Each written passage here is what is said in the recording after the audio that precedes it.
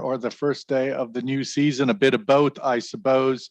The UK coming back to work after their bank holiday weekend.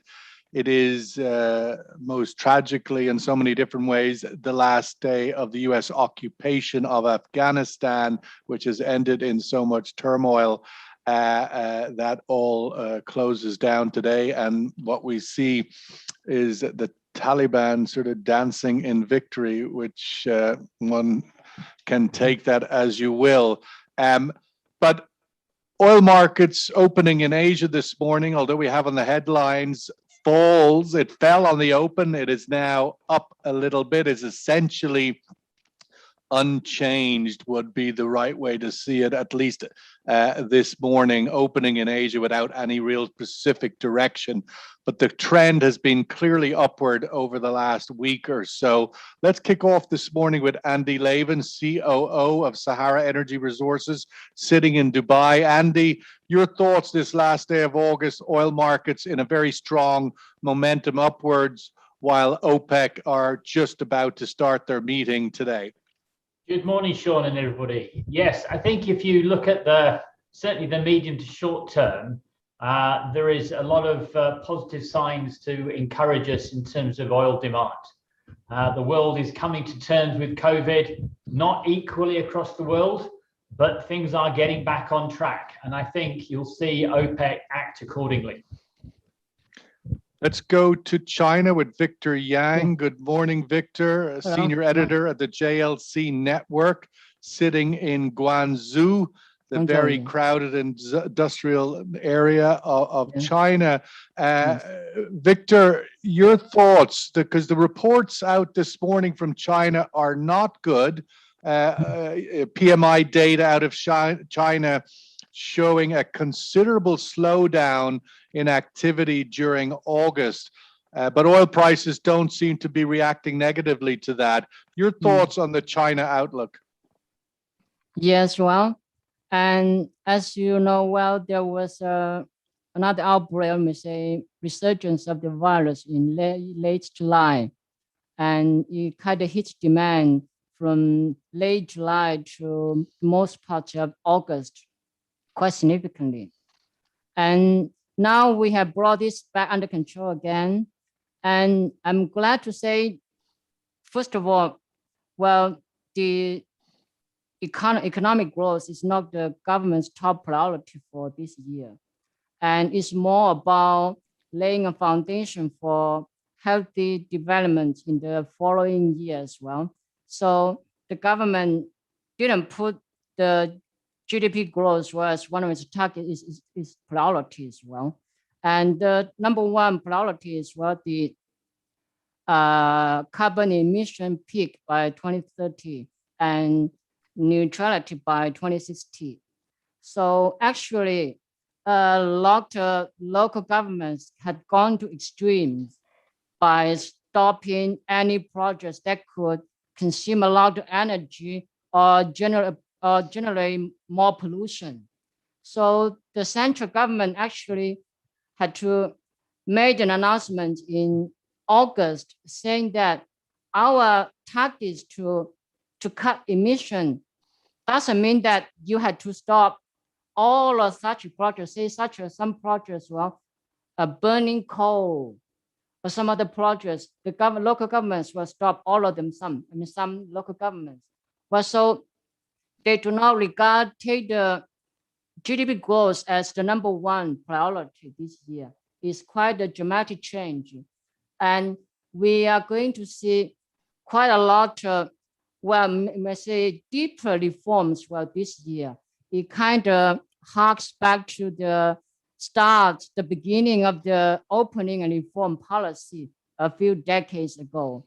Because just yesterday, Xi Jinping said at the 21st meeting for deepening reform that the country must strengthen the regulation against monopoly and unfair competition, particularly by large platform companies.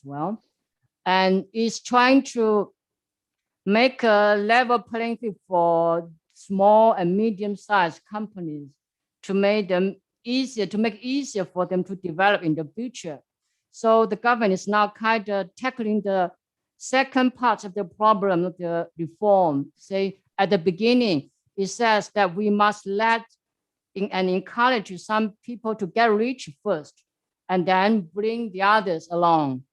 And now it's now focusing more on being, the equality problem. Yeah. I mean, say, for all the companies, we'll say like in the West, where say big corporations might just kill out small ones. Well, and it's kind of happening in China too. So the government is now, saying no to this one. It's kind of another reform.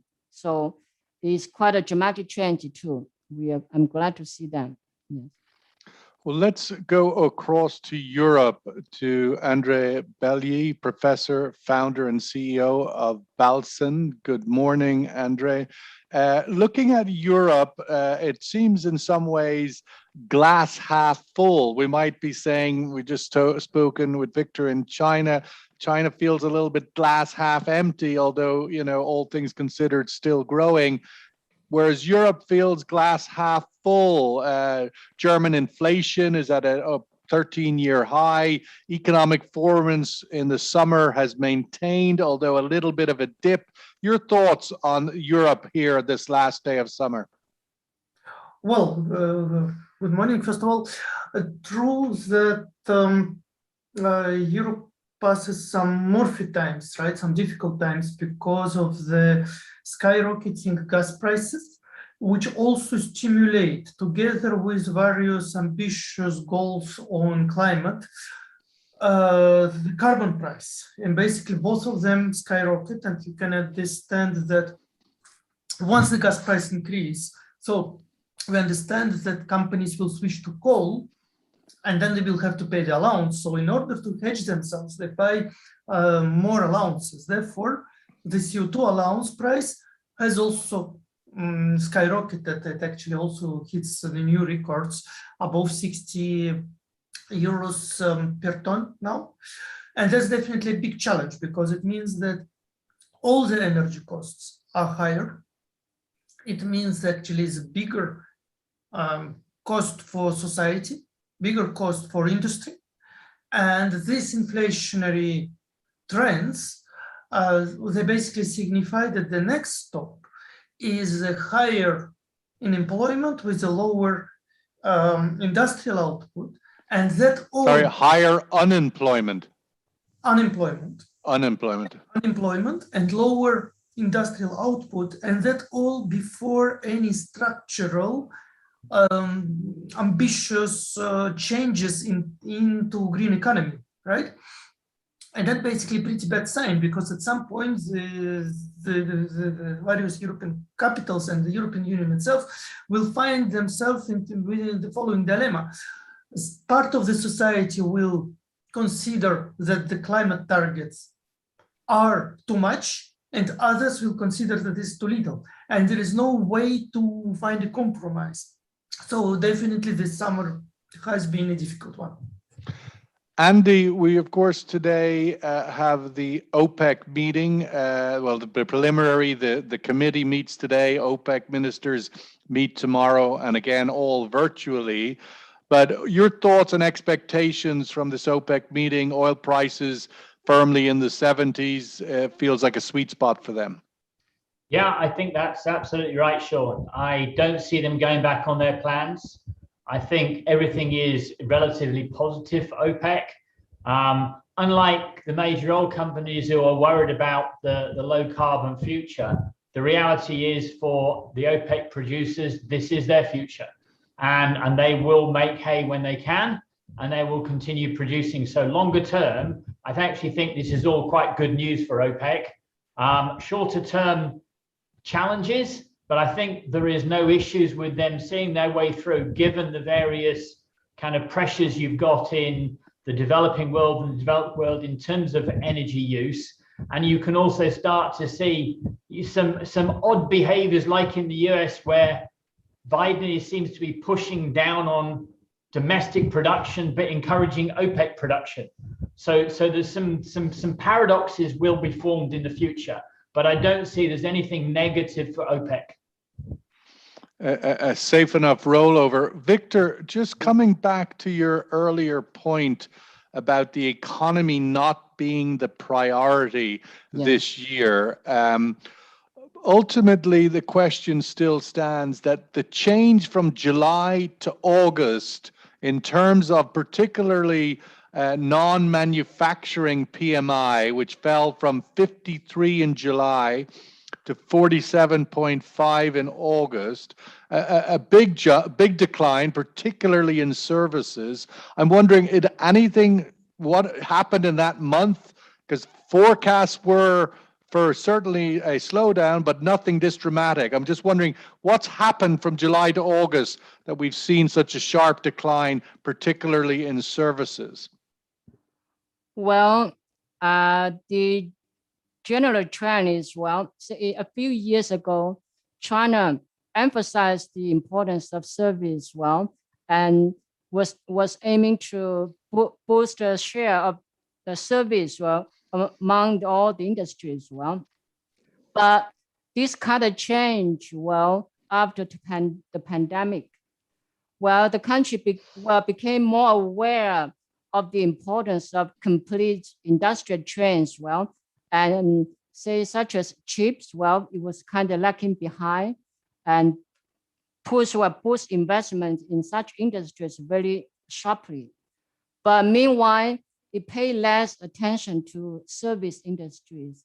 Well, perhaps except such, well, say some kind of service related to high technology, well, but on the whole, its attention to the service industry is kind of dropping after the pandemic.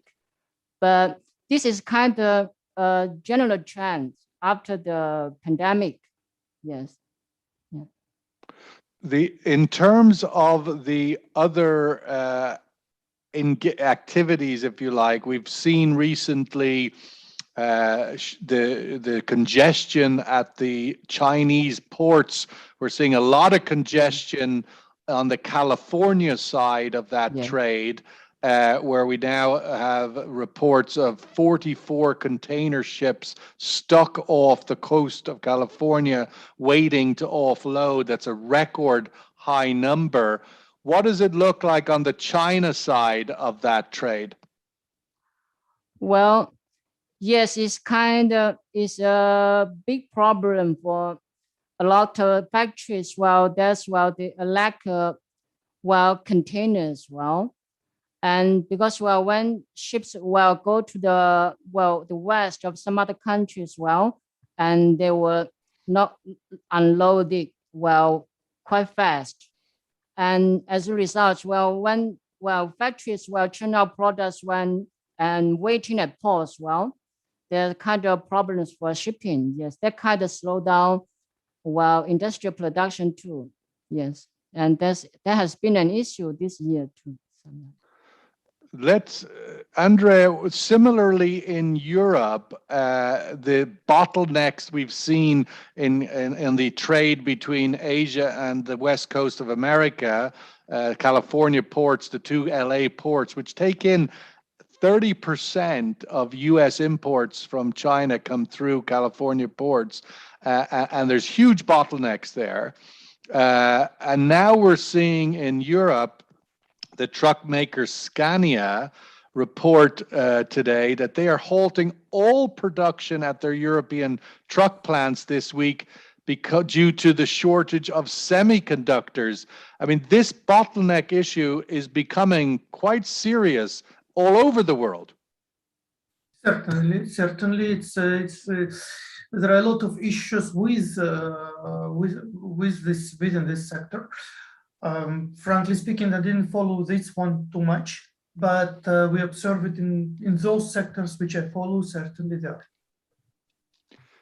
In terms of the recent developments with the Nord Stream 2, it seems that is still still lingering as an issue there. Do you think that's over? It's a done deal now with Merkel leaving office next month? It's a very interesting situation now, and you have may followed that the German court decided that, or concluded that Nord Stream 2 has to comply with the EU law on the third-party access. And definitely Gazprom doesn't like it. However, it was pretty predictable that Germans would do this step. It would be very difficult to lose this opportunity, because once Russians have the pipeline into, they don't have a choice apart of complying to the EU rules. However, Gazprom decided to play hard games, so for now they do not book new capacities for pipelines for 2022. And there are also internal Russian games, because there are also other Russian producers who do not have access to the exports. And now they are considering getting something out of Nord Stream in this particular situation. So, yeah, it's a very interesting one. And yes, much depends on the elections next month, or this month already, no, next month, in a month. And we will see how the next government will be committed or not to the pipeline. But there on the German political side, I would be rather positive. I think, yes, they're interested in the pipeline, but they would like to have their rules of the game for this pipeline. Andy, we saw at the end of last week a story that got some coverage in terms of the energy oil trading space. Aramco Trading Company will be participating going forward in the S&P Global Platts price assessment process for crude cargoes into Asia. I'm wondering, from your perspective, what's the meaning of that? Is that a big deal, not a big deal within the market? So I think it was always inevitable. When you set up a trading company, it's a bit like, to use the old analogy, you can't be half pregnant. You either trade or you don't trade. So inevitably, they have to get comfortable with trading crude as well as products. And so over the longer term, I think you'll see them becoming much, much more of a kind of, if there is one, a normal trading participant, not just into Asia, but all the markets. And from the point of view of Platts in particular, the window, is it not that, could they have chosen something else? No, I think that the majority of market participants are very comfortable with the Platts window, so that's certainly where you're going to start. I think that the really interesting issue is so if you follow that path through, ultimately, how can you reconcile effectively them announcing OSPs and also participating in the trade? So ultimately, at some point, this path leads them down to the position where OSPs are no longer, and actually even Saudi crude has to be priced in the market. But that may be 10 years away. Let's get a survey question in and give the room a view on the PMI data out of China. PMI data out of China showed a considerable slowdown in activity in August. Is this a blip in an overall recovery, or is it indicative of a slowdown trend? A blip in China's recovery from COVID, and as we're seeing, a particular PMI has been the worst since COVID last year, or is this indicative of a new slowdown? Welcome the view of the room on that. Victor, slightly more tricky question, but nonetheless important to have an understanding from China's perspective. What does Afghanistan look like from China? Is it seen as a positive, as a negative? The US has moved out. China has a bigger opportunity, responsibility. What's it look like from there? Well, it looks like as something positive. I mean, the US, Army left Afghanistan because it's just like an occupation that is over. And the people of the country will make their own decision again. It's just like, well, just this morning, CCTV, China CCTV, well, made some comments on this too.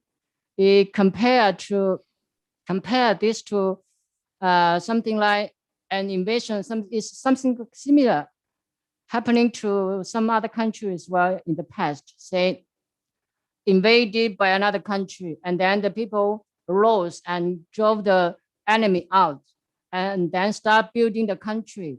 And this is kind of looking forward for something positive in the future and for something for Taliban to make some change too. Of course, yes, the Chinese government met Taliban, say last month or early this month, well, and they exchange ideas well about the future of Afghanistan.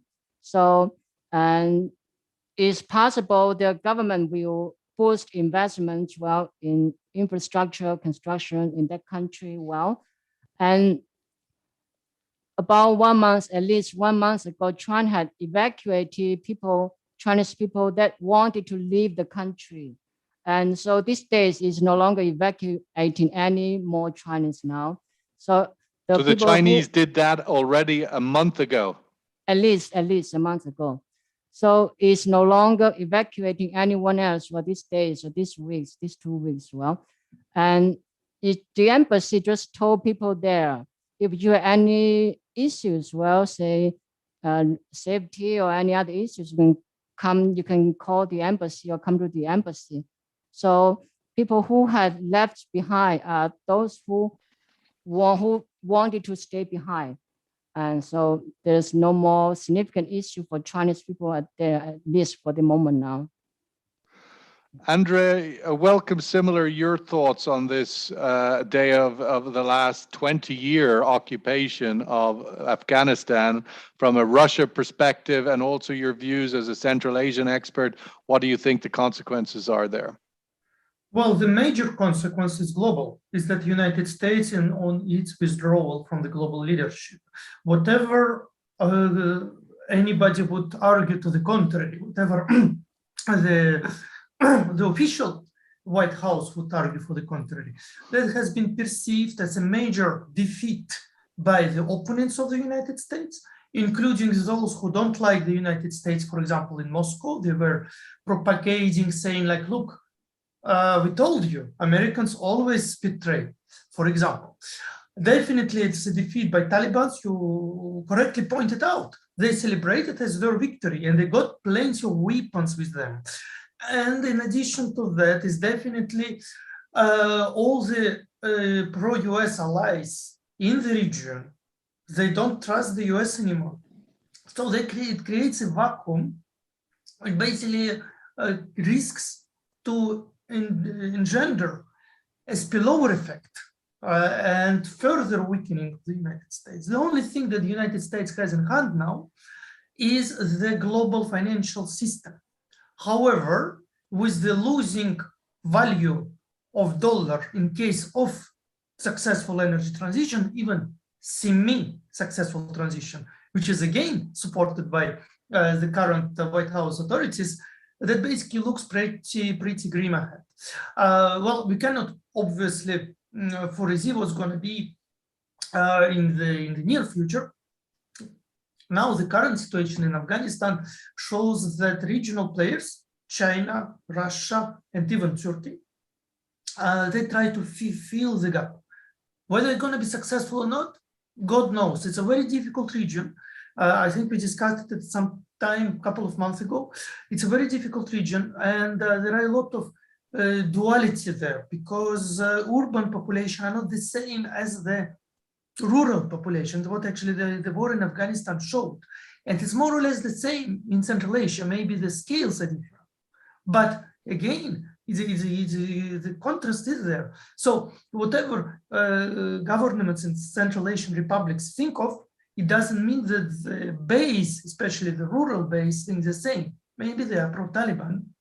And I have seen quite an interesting kind of poem in Russian, written by some Russian minorities who are Muslims, praising the Taliban victory. And by the way, the president of Chechnya also praised Taliban victory. So you see, it's very tricky, and this vacuum may not be filled and may engender further instabilities, but it's to see. Well, it is to see. Meanwhile, Andy, I suppose America join a long list of countries who leave Afghanistan with their tail wagging between their legs a little bit. But nonetheless, as turbulent as it has been in recent weeks, the oil markets have been relatively uninterested. I'm wondering, do you see any connectivity there, that geopolitical risk and the current oil market are just not in the same room, never mind the same bed?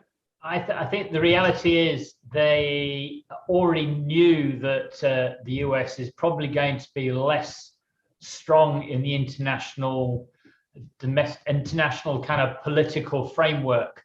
Afghanistan is not a major player in the oil markets, and they're more concerned about what's going on in the Gulf and low carbon future than some of this stuff essentially around the edges.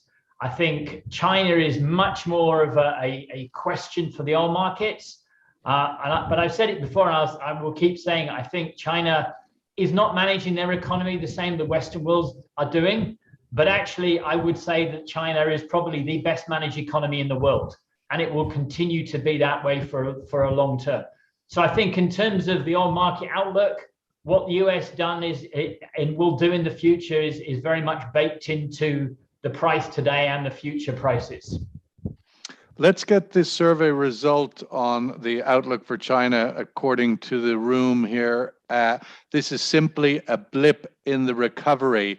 Victor, I can't close the session today without asking about this story out of China of the Chinese government putting 3 hours of parameter around young people under 18 being able to give you gaming. Yeah. I wish that law could come to my house, because I've been trying to do that for the last 5 years with limited success. I'm wondering, what's the thinking there? Will it be successful? Yes, well, I think so. Well, the regulations would be quite tough, I may say. And as well, actually, this is just one of the aspects of toughening regulation. And there's more regulations for this year. Well, say like tomorrow, students are going back to school tomorrow.